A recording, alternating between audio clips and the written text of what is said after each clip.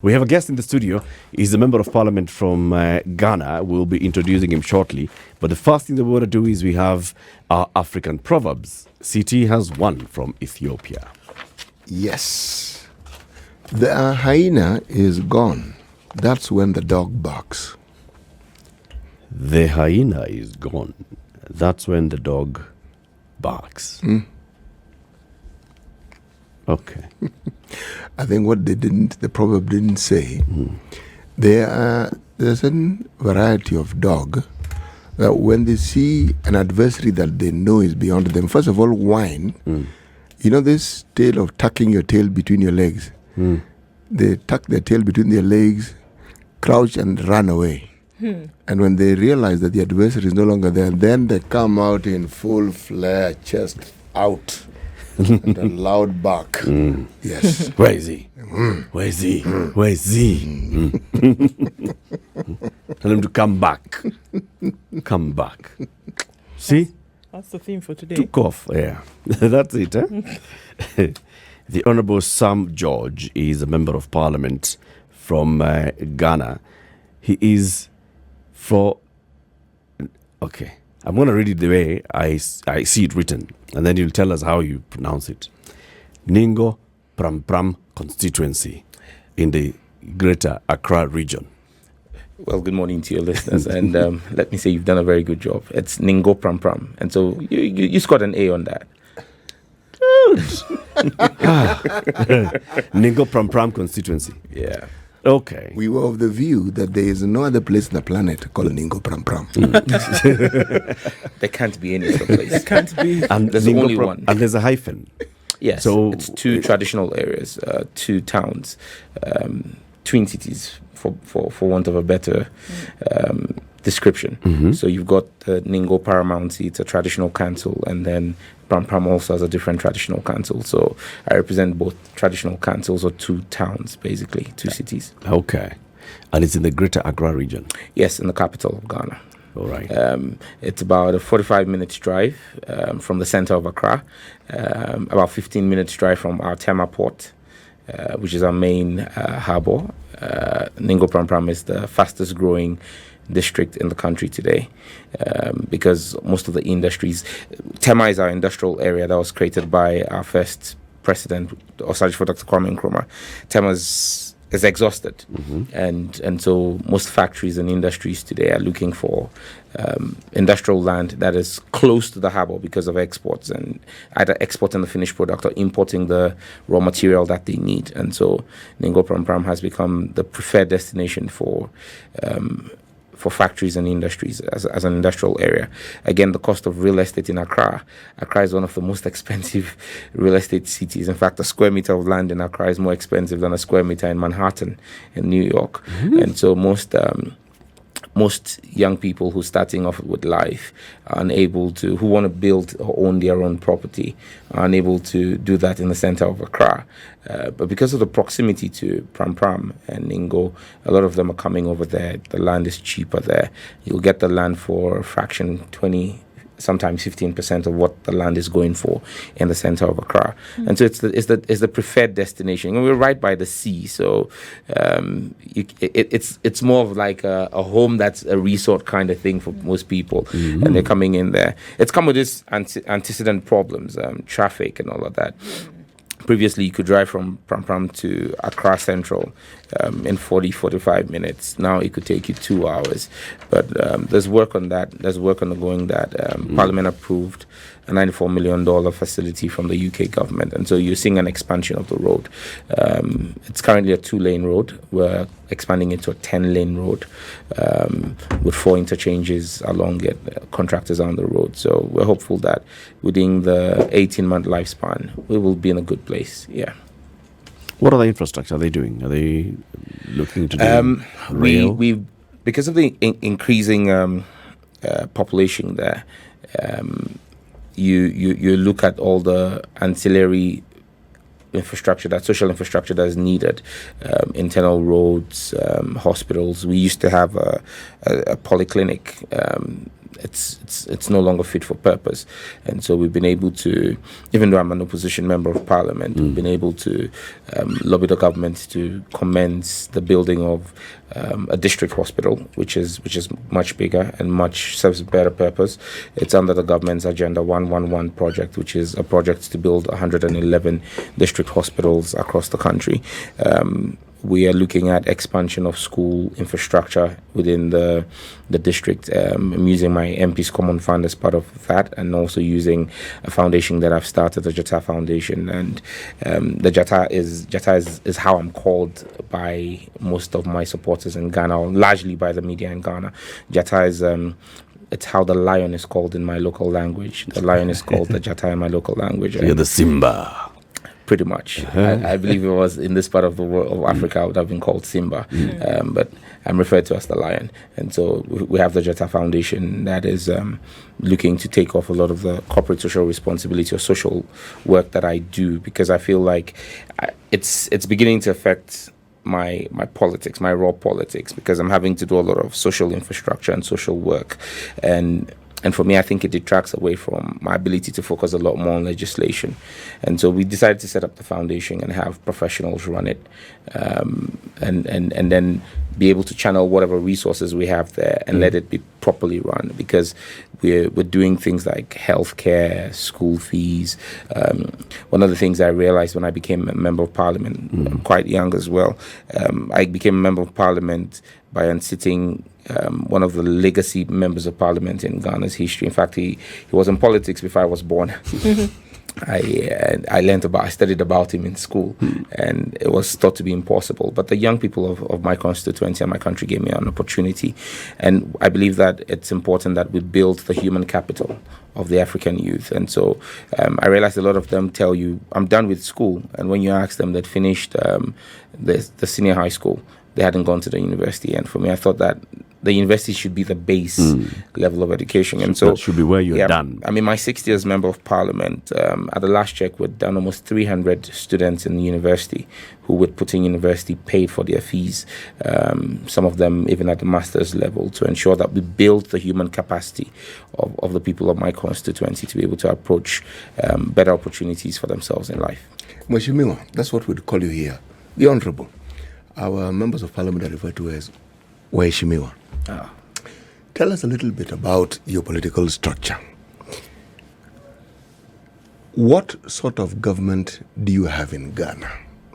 See, ours is two-tiered. We have the national government and we have a county government. All right. So basically, Ghana has a central government. Yes. We run the unitary state kind of system. So we're a republic. You have central government that controls everything. You've got regional ministers, but the regional ministers are appointed by the president. When you say regional ministers, so Ghana has 16 regions. Yes. Ghana is divided into 16 administrative regions, and each of those regions has a regional minister. At first, you used to have a regional minister and deputy regional minister, and we were complaining about the number of ministers. I mean, we had a president, our current president, in his first term, appointed over 120 ministers, and we thought that was a drain on the public purse. 120, and we thought that was, and we used to tease him because the symbol of his political party was the elephant, and so we said he had an elephant-sized government. As part of the measures to reduce those numbers, they took away the deputy ministers, and so you just have only regional ministers. So you have 16 regional ministers.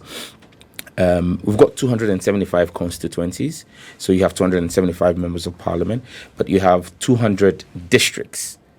So the districts are seen as the lowest, as the decentralization of the central government. And so the districts are headed by district chief executives. Now, these are local representatives of the president. So a district, you realize that we have fewer districts than constituencies. So there are times where a district could be made up of 2 constituencies because you're looking at the size of the constituencies. Some constituencies are not that big. Ningo-Prampram, for example, used to be part of the Dangme West district, which used to be made up of 2 constituencies, Ningo-Prampram and Shayo Sudoku. Now, when the population growth started in Ningo-Prampram, you realize that it was no longer feasible to have the two as one district until a new district was created. So now Ningo-Prampram has its district. Now, even with the district levels, depending on the population and the size and all of that, we have 3 different levels. We've got districts, we've got municipalities, and we've got metropolis. So Accra, for example, is a metropolis. So it's the Accra Metropolitan Assembly. Tema is a metropolis. Bonkatamanso, for example, which is a neighboring assembly, is a municipality. Ningo-Prampram is a district assembly. And so we have those layers. And so basically your governance system is the DCE is supposed to be the agent of development because he's the president's representative. He gets the share of the national cake for local development.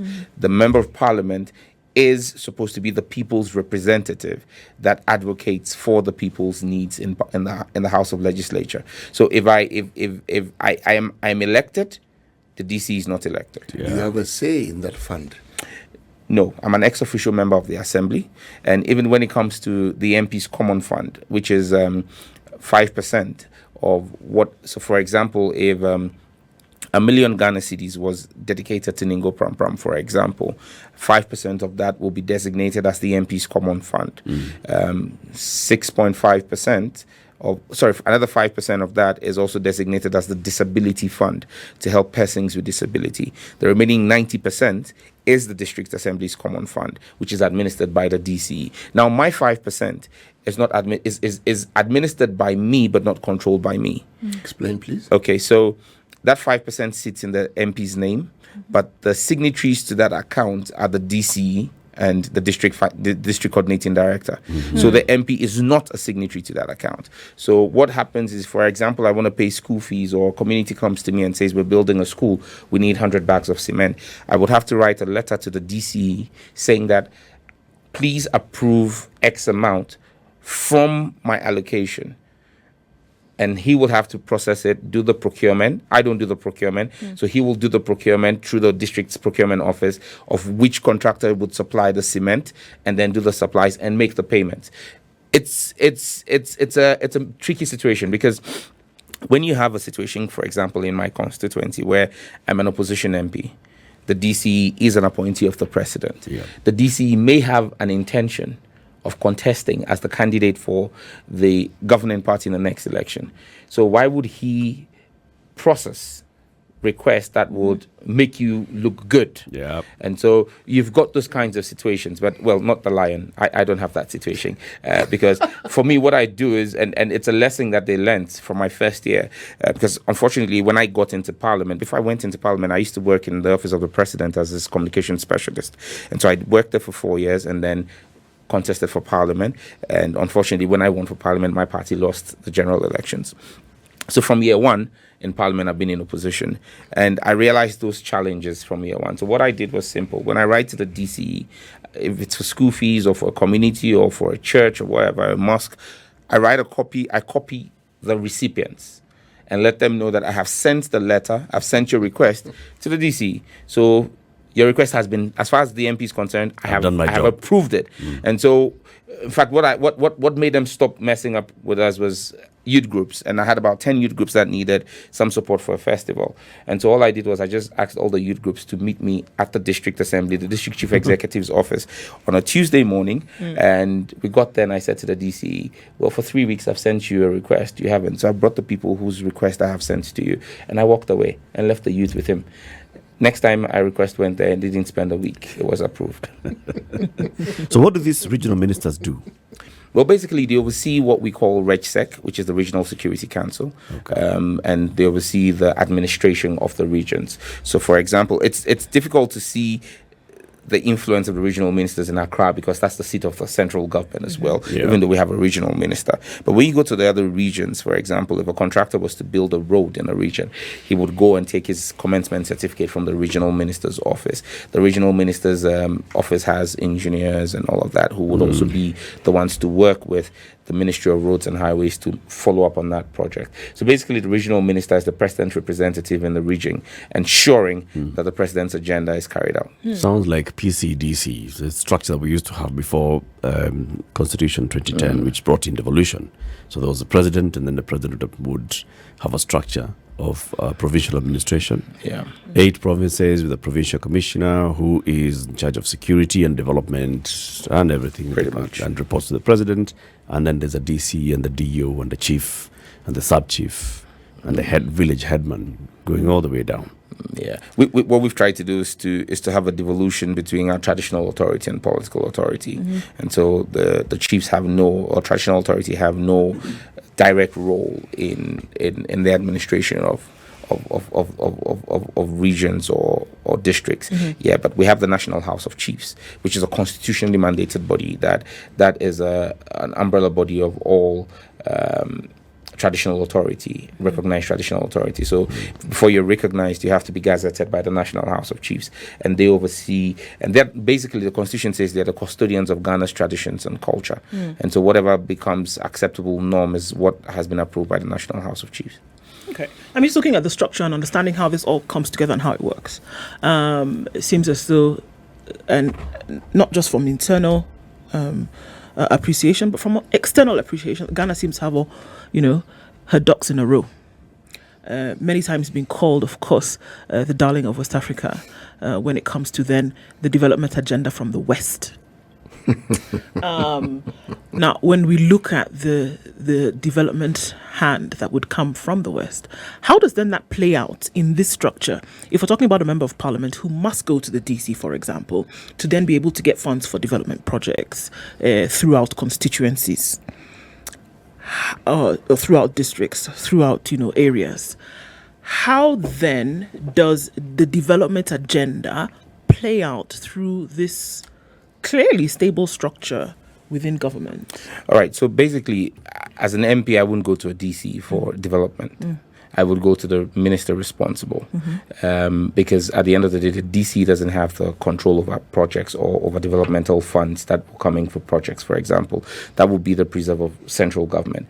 However, the DC is only responsible for an MP's share of the common fund, which is in actual sense very little money. But the real heavyweight money that comes to do developmental project is largely stuff that you have to lobby the central government and its ministers for. And so take, for example, the road I spoke about, that the 2-lane road, that's the main artery. It's actually part of the transnational West African highway that runs through my constituency, that we're talking about expanding from 2 lanes to 10 lanes. That's a project that I didn't have a conversation with the DCA about. I had a conversation with the Minister for Roads and the Minister for Finance about. And when the financing agreement came to Parliament, I supported it in Parliament because definitely my constituency was going to benefit from it. So you've got a structure where you need to have a working relationship with your DC, and then but you need to have your focus and your inroads with central government, because the cake is shared from central government, and so that's really where the focus must be. The focus to get development for your constituency must be at the national level, because it is at that level that the distribution is done. The DC is more of an implementer, okay, but the decision of where the projects go happens in central government. And so that's where you always have to have your focus and your attention. Is Ghana's position that there must be, in terms of development for the country, should there be a symbiotic implementation of external development aid and what is available at the national level to come together and say, if we're going to see Ghana move forward in the next 10 years, or how it has over the last 10 years, whether it is at the very basic level to looking at how the country then plays out on the top, because we're talking about a country here which obviously has done something right? Yeah. So how do the two play out when it comes to international aid and when it comes to the policies that the central government is putting in place? Well, largely you have Ghana being, we call the shining example, but we have our structural challenges as well. We got ourselves, we're quick to call ourselves a middle income country, a low middle income country. What that has done is it has frozen up a lot of concessionary loans and international aid, and so Ghana's aid portfolio has drastically reduced over the last 15 years. we no longer get as much in terms of international aid, because as a lower middle income country, you're now supposed to be going for commercial loans. And so that led Ghana into the Eurobond market, and we've been doing quite a number of Eurobonds. At the moment, the Ghanaian economy is pretty challenged. Reports sadly places us as the worst currency in the world at the moment. Those are structural challenges that are as a result of poor fiscal policy decisions that were taken by the current government. Even though the current government would use the guise of COVID and the Russia-Ukraine war as reasons for the decline, but we argue that when you look at Ghana's economy and Ghana's track record in the sub-region, and you look at our neighbors, Ghana's inflation this month for the month of October or September was 42.6%, which is way too high. When you compare it to the sub-region, Nigeria is doing about 19%, Togo is doing about 6%, Burkina Faso, which has had a few series of coups, is doing about 11.2%. Ivory Coast is doing 7.6%. So you realize You're that doing 42.6%. That's inflation. Yeah, absolutely. That clearly is something that's wrong. And you ask yourself, where did that start from? This was an economy that was doing so well, and so Ghana is currently in conversations with the IMF to go into an IMF program. And like I said, our currency has lost over 100% of its value this year alone. You know, CD was changing for about 6 cedis at the beginning of the year. To $1. To $1. It's changing for about 15.5 now.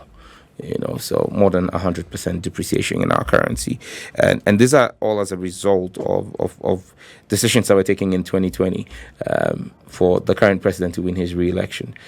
These things have a cyclical effect. I mean, you take the financial decisions in 1 year, but you begin to see the economic repercussions after 12 to 18 to 24 months. And so that's where we sit right now. And Ghana's basically been frozen out of the Euro market. This year we couldn't go onto the Euro bond. And that's because investors are not confident in the economy and the management of the economy. Government is currently talking about debt restructuring on the local market. And so people who hold government bonds and treasury bills, which are supposed to be the safest instruments, are being rumored to take a hit. You would lose all your interest on your T-bills, and even your principal, you'll get a haircut. That's how dire the situation is. But we're hopeful that we can put our country back on the track. We have what it takes. We know what it takes to do it. We've done it before. It just takes the political will and the decision for us to say that let's get our country back on track. Let's do it back to work. Yeah. Let's take a break at 7:30. This is Kenya's biggest conversation. This is the Situation Room, the only way to start your day. Spice. The conversation continues. This is the Situation Room on SpiceFM, on KTN Home and online. Eric Latif, Ndu Oko, CT Muga, and our guest, the Honourable Sam George Jatta, MP for Ningo-Prampram constituency in the Greater Accra region of Ghana City. You mentioned, Mheshimiwa, that some decisions were made a couple of years ago, and the ramifications of those decisions are being felt now. What were those decisions? Well, basically, those were decisions that were linked to the 2020 general elections in Ghana. You had COVID that had hit us just like the rest of the world. In the tail end of 2019, Ghana began to feel it in 2020, which was an election year.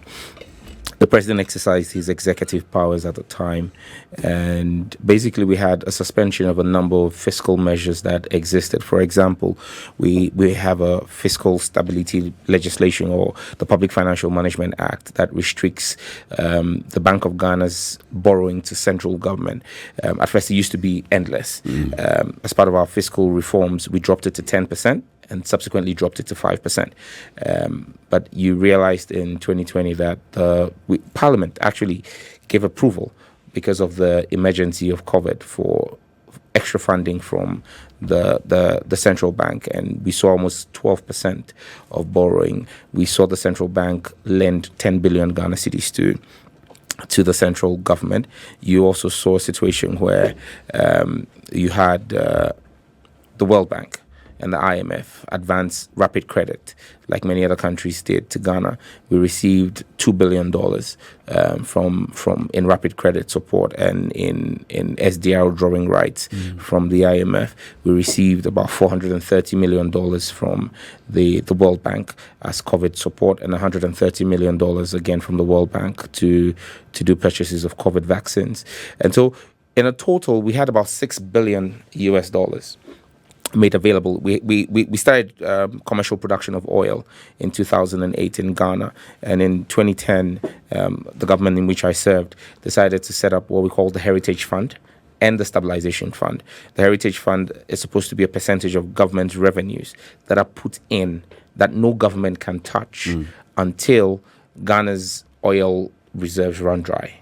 And future generations can then begin to have a value for. So our children should be able to have value for whatever we get, a portion of what we have. So that's the Heritage Fund.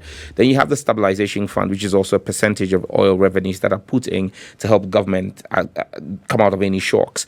The government depleted those funds in 2020. Both 200, no, the Heritage Fund we refused for them to touch. Okay. But the Stabilization Fund was touched, $247 million in there. Was also taking out. And so you look at $6 billion that came in, and literally cash was giving to candidates of, and this is not me saying it, I mean, the phone recordings that have been played by the media in Ghana of candidates speaking about how candidates of the governing party talking about how they received monies that were meant for COVID to aid their campaign, and they used that to buy the votes. Now, when you pump in such monies into the system without it supporting production, down the line, you're going to have inflation. Yep. Because at the time we went, even during COVID, our inflation rate was about 11%. You know, and now you're talking 46%, 42.6%, and it's simply because monies were put into the system that nobody can account for.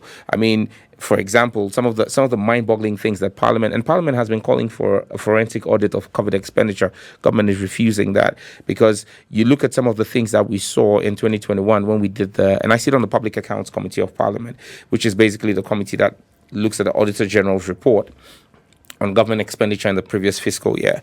And you look at some of the things that are coming out during COVID, when our borders were closed, our airports were shut, our Ministry for Health had 32 million Ghana cedis, which at the time was equivalent to about $6 million as expenditure for conferences and travels. So the question is, where did they travel to? Zoom calls wouldn't have cost $6 million. Not at all. You had equivalent of over $1 million being used to buy tissue paper. So those are some of the things that, those are the kinds of misapplication of funds that is typical of African economies and African democracies, that people have taken advantage of the situation and misapplied revenue that came in. And our argument is today, Ghana's gone to the IMF asking for $3 billion. Barely 2 years after you receive $6 billion in basically concessionary money that was supposed to help your economy. And so we should have been able to have taken care of COVID and had a post-pandemic recovery program with the $6 billion. If we're talking about $3 billion, putting our economy back on track with the IMF. How strong is your parliament? Because as all these things are happening, the body that is given the mandate to oversight and be the watchdog for the people is Parliament. Yes. So this is the 8th Parliament of the Fourth Republic. It's arguably the most difficult parliament for anybody, because we literally have a hung parliament. In the president's first term, and you see most of the problems we're talking about happened in his first term. He started his second term in 2021. The 8th Parliament, which I was the 7th Parliament, which I was a member of, from 2017 to 2020, was largely skewed in his favor. His party had 169 MPs. The opposition had 106. And so there was that mantra of the opposition will have their say, no matter how intelligent it is, and the majority will have its way, because you'll always put it to a vote. But the effects of the governance structure, and I believe that the vibrancy of the then minority, 106 of us, led us to 2020, where we had the general elections. The president won again, but this time Parliament came down to 137 MPs for the governing party, 137 for the opposition. So 274 and one independent candidate. Wow. One independent candidate who used to be a member of the governing party. And the president said he couldn't work with him and campaigned against him, and he was kicked out of his party. And so he went independent. But after coming back to Parliament, he's decided that he's going to, in fact, we elected him as the second deputy speaker. His served notice that he's going to be voting on all issues with the governing side. So basically, the governing side has a one-member majority. But the beauty of this Parliament is the Speaker of Parliament, we always elect the Speaker of Parliament. Normally, the governing side will put up a candidate, and normally the opposition doesn't put up a candidate because, I mean, they always have the majority. Right. So the opposition is always giving the second deputy speaker slot. So the speaker and first deputy speaker are candidates of the ruling government. Yeah. But this time, when we looked at our numbers, we decided that a retiring member of parliament, who was the longest serving member of parliament, he had been in Ghana's parliament since 1992 and had gone on retirement in 2020. He didn't contest at elections. We would put him up as candidate. And so we challenged the government and put up a candidate for speaker. It's the first time it happened. And we won. We got 3 members of the governing side to vote with our candidate. And so the Speaker of Parliament is actually a member of the opposition. And so right now, Parliament is no longer seen as, in fact, Ghana's media had always called the Parliament a rubber stamp institution. But right now you have a situation where last year, for example, the budget was rejected by Parliament. And you're seeing better scrutiny. The government is being held. People say we're being disruptive with our numbers, but I believe that we're holding the government to stricter scrutiny.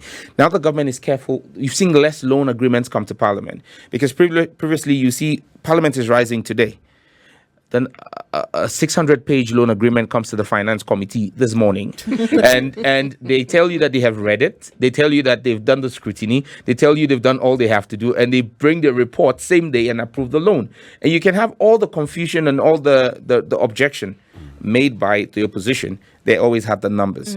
Now they know they don't always have the numbers. Because in Ghana's democracy, again, the president must appoint 50 plus 1. Of his 50% plus 1 of his ministers from Parliament. So right now the president has 80 ministers, 41 of them are from Parliament.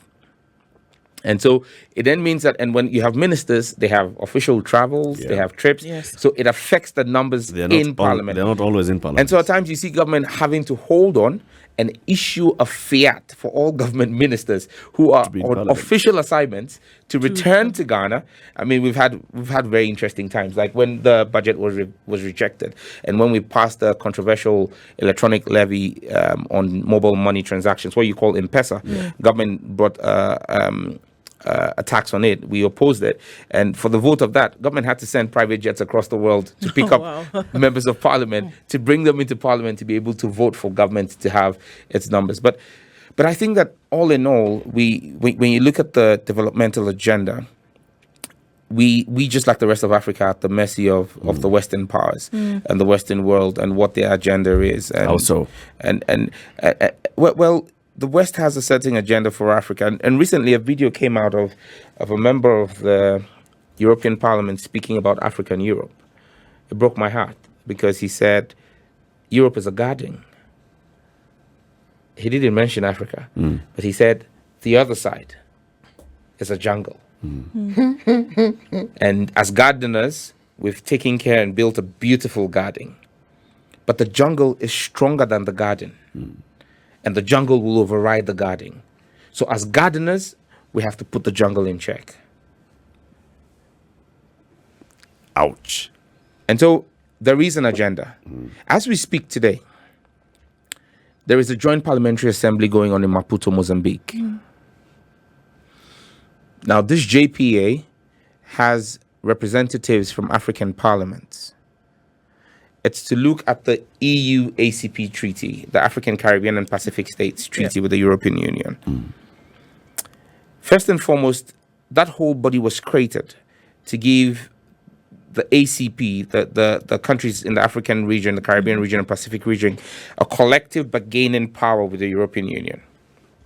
Now, the European Union says they're no longer going to have that. They're going to have, even though it's still called the EU ACP, they're going to be having different assembly meetings with just the African bloc, a different assembly meeting with just the Caribbean bloc, and a different assembly meeting with the Pacific bloc. What that does is it breaks down our front. It breaks down our numbers. One, because for every MP coming from the African bloc or the Caribbean bloc or the Pacific bloc, the European Union brings an MP. So they always have the majority. Now, with this JPA that's going on in Maputo, you have the consideration of the post-Cotonou Agreement. The Cotonou Agreement was the framework in 2015 that was put together to govern our relations. Now, it's a trade agreement that's supposed to look at trade between Africa and the European Union, or the ACP and the European Union. I've had a look at that agreement with a few friends of mine who are like-minded members of parliament across the continent.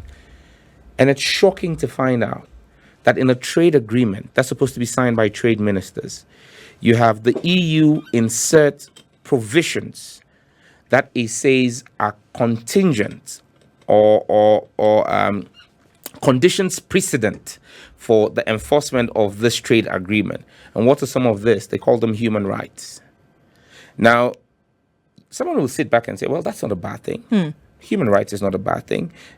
We want human rights everywhere. We want people to be free. But then when you then go into the appendices, human rights there are then properly defined in small print, which, trust me, 100% of our trade ministers will not look at. Human rights are defined to include things like abortion rights, things like sexual, reproductive, and health rights, SRHR, things like comprehensive sexuality education, CSE. And you begin to ask yourself, what has this got to do with a trade agreement? Now, what's a CSE? Comprehensive sexuality education, where they are insisting that African states must change or include in our curriculum education that includes teaching kids in year 1, 4-year-olds, masturbation. SRHR. Okay. Sorry.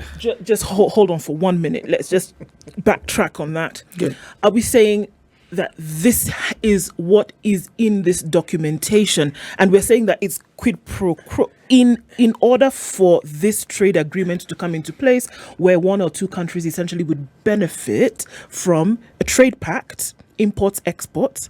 We're saying in order for this agreement to come into place, these wonderful acronyms that you've now listed are explicitly saying that these things then are being encouraged of African governments? So basically, when you take the fine print, it tells you human rights are condition precedent, and then tells you that human rights, as defined in the European Parliament's glossary, is what this document refers to. So then you then have to go it's their look interpretation. Exactly. So you then have to go look for the European Union's glossary of interpretations. Yep. And there, what are human rights? Abortion rights, CSE, SRHR. Because that's what I'm saying, that it's so deceptive if you don't pay attention to the fine details, you're just going to sign off the African continent. And so this is a clarion call to all African parliamentarians at the JPA. And strangely enough, we got Honorable Hashems, who is a member of parliament and leader of the delegation from Malawi, to file as far back as August questions to the European Parliament in Brussels, the Secretariat in Brussels, for this meeting going on in Maputo. Objections. The conference started on Monday, and the Secretariat says, well, we haven't received any notice. Oh, since August? Since August. Now they're playing... They're claiming that they can't see it. Yeah. Ignorance. Absolutely. And so we're saying that we're trying to raise as much awareness. We're speaking to delegations from across Africa and saying, we must insist that the JPA will not approve it. But you've been abhorred by this. Are you sure, Sam, that what you're saying is actually The case. the letter and spirit of this? You are known, for example, for sponsoring a bill in your parliament that was seeking to do what? To criminalize LGBT. Absolutely. And promote Ghanaian culture. Yes. So you are known to be somebody who And pro-African culture. crusades against this whole issue of LGBTQ. Sure. So are you not advancing the same thing? Are your lenses? It's if it was the case, you would not have the European Union, the Secretariat, feigning ignorance of the motion challenging this. In fact, part of what the JPA is supposed to do is that the European Union has tabled a motion saying that Uganda and Nigeria should be expelled from the EU ACP treaty. Why? Nigeria has passed a legislation criminalizing same-sex marriage. Uganda has a similar legislation. How do you come into our continent, want to trade with us, and you want to determine what should be legislation that has been passed by sovereign parliaments? This, for me, it goes beyond the fight against LGBTQ and CSE and all of that. And look, if you're comfortable with your 4-year-old being taught how to masturbate and being told that it is fine to love themselves, it's fine for them to love a person of the same sex at 4 years old. If you're comfortable with that, then whatever oils you're injecting, that's fine. But I'm not comfortable with you doing that to my 4-year-old. If you talk about SRHR again, SRHR, which is something that they push through a lot of the UN agencies and IPPF, is a nomenclature that does not exist even in the UN. There is nothing like SRHR in the United Nations glossary, because SRHR, we're told, is sexual and reproductive health rights. Good. When you take the United Nations documentation, what you have is sexual and reproductive rights. Sexual and reproductive rights. Okay, it's SRH and then HR, human rights, and then sexual and reproductive rights. And the UN doesn't define sexual and reproductive rights to mean what SRHR means, including abortion. No. And you see, that's the disingenuity of those pushing this agenda. We hold a simple position, and I hold a simple position. If you want us to legalize all the things you're talking about and accept all the things you're talking about, take it to the UN General Assembly. Debate it to the UN General Assembly. Put it to a vote there. If the UN General Assembly approves all of this, we will be bound by international law. But to come through trade agreements, now, what is even more shocking for me is the fact that the EU ACP treaty says that when the trade ministers sign this agreement, it kicks into effect without consequence of local parliamentary ratification. Now, that's a strange thing, because normally international treaties, when agreed, need to be ratified by local parliaments. Right. Yep. So is this what you're talking about? Because from what you're saying, beyond, if it's possible, beyond the issues, I mean, because sexual and reproductive rights will be arguments that will go on for a very Forever. long time. But it seems that what we're talking about now is a play on state sovereignty. Absolutely. Is a play on nation sovereignty when it comes to what decisions they can make for themselves or not. Are we saying that this is a bigger game then that is being played to override? So what this treaty is going to do is it's going to take away African sovereignty. And so the gravamen of our discussion and our argument that we're asking African parliamentarians to make at the JPA is very simple. We're not even asking them to go and debate the issues of CSE or LGBTQ or whatever it is, or whatever alphabets they put together.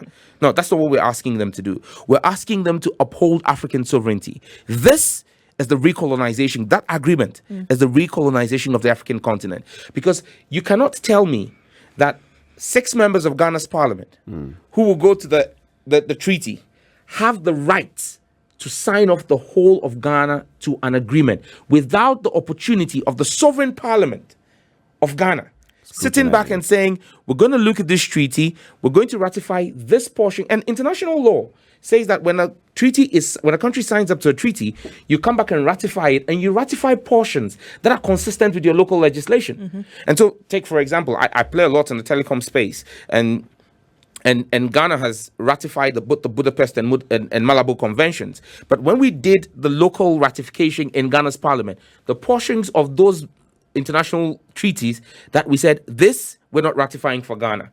And so every country must be allowed to make its own decisions. The European Union cannot use aid and trade to tie the hands of Africa. And for me, I want to ask myself, will Kenya's parliament sit back and say that your delegation, and I can say this on authority because our team has spoken with the Kenyan delegation, and they've stated clearly that they will not append their signature or give their approval to this EU ACP treaty if it goes ahead in the shape and form in which it is now, because it takes away the sovereignty of the Kenyan parliament. And so I doff my hat to the Kenyan delegation that's gone. But we need to have a lot more voices saying that, look, this is about Africa. You need our raw material. And this is where my call goes out to African presidents. Because again, this treaty is supposed to be signed in February next year by African presidents. Most of our presidents, forgive me, with the greatest of respect, will go to those treaties, will go to that summit. They will not read the document. They're most likely going to go for tea breaks, come back and just append their signature to it without knowing what they're signing off. And take photos. Absolutely. And so we're serving notice to them that as Parliament, we are going to hold them to account. They must demand that our ambassadors in Brussels provide proper briefs on what it is they're going to be asked to sign. The Cotonou Agreement that was signed in 2015 was perfect. Our position is simple. The conditions precedent in the Cotonou Agreement should be retained in this new agreement. This new one. Do not introduce new things that are alien to us. Because you see, if Africa is not careful, we're seeing the recolonization of Africa again. It's not on the political scene, it's on the economic front. And it's happening. Yep. And we're hearing the stories across East Africa, across West Africa, of states going into default against loan agreements that were giving either by the Chinese or by Europe. And I think that, look, Africa must become very careful. And yesterday, speaking at what brought me to Kenya is a MOBEX conference on trade facilitation. And it's a digital conference from Ghana that's being held here in Nairobi. And for me, the argument we're making now is we must begin to trade amongst ourselves. It must be easy for Kenyans to be able to access Ghanaian cocoa beans. Today, if a Kenyan company wants Ghanaian cocoa beans, you have to go and buy it off the London Commodities Exchange. Makes absolutely no sense to me. If I want Kenyan tea, I have to buy it off the Commodities Exchange in London. This is problematic. And so we must be able to have trade amongst ourselves. It's problematic for me that African leaders are clamoring over themselves to sign a trade agreement with EU when we don't have a proper trade agreement amongst ourselves. You're asking yourself, what is AFTA doing? What are we doing as a continent to make sure that we improve trade amongst ourselves? And let me state this emphatically, and I see time is up. Africa must understand our identity. The rest of the world will collapse without Africa. But Africa has failed to realize the power that we wield. First and foremost, we have the most youthful demographic in the world. We are the continent with the most youthful demographic. Today, the West, because of the policies they took 30, 40 years ago, LGBTQ and co., they've had a dip in their population rate, and now they're beginning to import the best brains from Africa to fill their workforce. That's something we must be mindful of. Secondly, without African raw material, the factories and industry that drives the West will collapse. We must understand that we own the driving force. We must begin to add value to our raw material on the African continent. What's happening in Africa today that is extremely sad is that Africa produces the raw material. We add no value to it. We export it at a quarter or a tenth of what it is, send it out to Europe, value is added to it, it's brought back to us at a premium. I'll use Ghana as an example. If you look at a ton of cocoa bean, the cost of a ton of cocoa bean, let's assume it's $1,000. Ghana is not allowed to sell or trade cocoa powder. We can only trade the cocoa bean with Ivory Coast. Ghana and Ivory Coast put together produce 55% of the world's cocoa production.